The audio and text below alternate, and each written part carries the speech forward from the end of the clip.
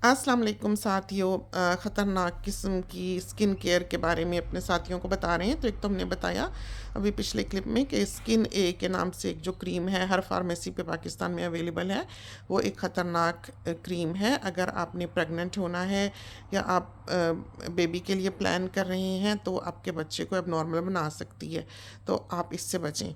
और कुछ महीने पहले जो है ये चीज़ें छोड़ दी जाती हैं। फिर यह है कि जब ये आपको इस तरह की दवाइयाँ, चाहे वो खाने वाली हों, ओरली खाने वाली हों, चाहे वो लगाने वाली हों, वो ज़ाहिर है अगर इतना स्ट्रॉन्ग इम्पैक्ट आपके बच्चे पे कर सकते हैं कि उसको एबनॉर्मल ही कर दें या उसको डिफ़ॉर्म ही कर दें, तो वो आपके जिस्म के बाकी ऑर्गन्स के साथ क्या कर रही होंगी। तो ये दवाइयाँ या इस तरह की चीज़ें जो आप पर इस किस्म के असरात डालने वाली होती हैं, चाहे वो थोड़े हों चाहे वो ज़्यादा हों, ज़रूरी नहीं होता कि मामूली सी है तो आप पर कोई उसका असर नहीं है, उसका असर होता है।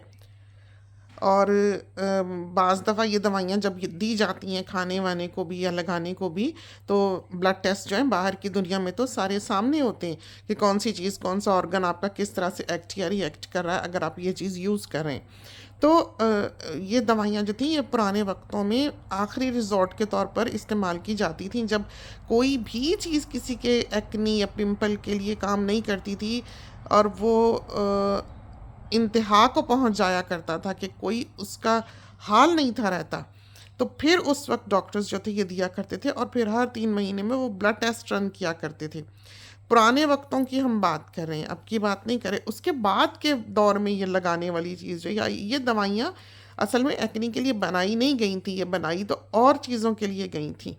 लेकिन पता लगा वक्त के साथ साथ इन चीज़ों पे भी उन्होंने काम किया और बाकी की जो फील्ड थी वो तो आगे निकल गई और दवाइयाँ बन गई जो लेस हार्मफुल थी और फ़ायदे उनके ज़्यादा थे। लेकिन पिंपल्स के लिए या एक्नी के लिए जो सीवियर एक्नी होती थी, ये आम डॉक्टर को लिखने की इजाज़त भी नहीं होती थी, ये सिर्फ स्पेशलिस्ट जो थे ये लिखा करते थे। तो हर दवाई हर डॉक्टर लिख नहीं सकता है बाहर की दुनिया में।